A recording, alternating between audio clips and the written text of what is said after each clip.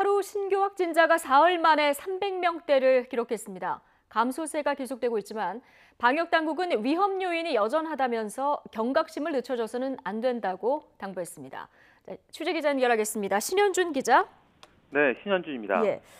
자, 하루 확진자가 300명대로 다시 내려왔군요. 네, 그렇습니다. 오늘 0시 기준 신규 확진자는 346명입니다. 사흘 만에 300명대로 떨어지면서 감소세를 유지하고 있는데요.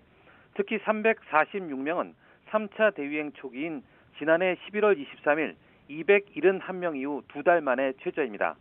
감염 경로를 보면 국내 발생이 314명, 해외 유입은 32명입니다. 국내 발생을 지역별로 보면 수도권이 많은데요. 서울이 113명, 경기 102명, 인천 8명 등 수도권만 223명입니다.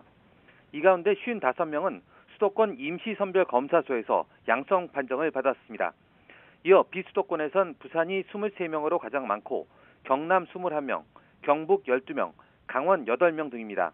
세종과 전북을 뺀 전국 15개 시도에서 환자가 나왔습니다. 해외 유입 32명 가운데 9명은 검역 단계에서 확인됐습니다. 코로나19로 숨진 사람은 12명 늘어 누적 1,328명이 됐습니다.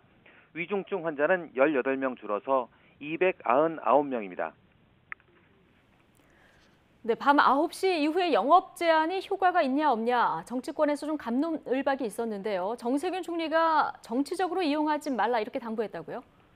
네, 정세균 국무총리가 오늘 아침 중앙재난안전대책본부 회의에서 한 말입니다. 일부 정치인들이 코로나가 야행성이냐며 9시 이후 영업 제한 조치를 철폐하라고 요구했는데요. 정 총리는 9시 이후는 식사 후 2차 활동이 급증하는 시간대로 만남과 접촉의 기회가 늘고 이동량이 증가하는 시간대라고 말했습니다.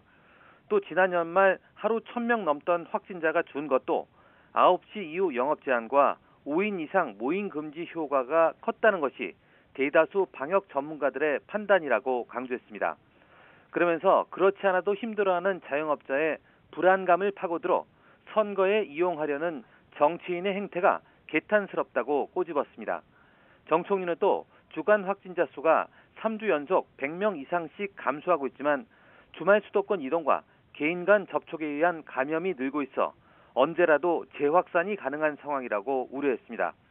특히 하루 확진자가 300~400명씩 발생하는데도 감소 추세만 생각해 경각심이 느슨해지는 게 아닌지 걱정스럽다며 설 연휴 시작 전 확실한 안정세를 달성하기 위해 참여 방역으로 힘을 보태달라고 당부했습니다. 지금까지 사회부에서 YTN 신현주입니다.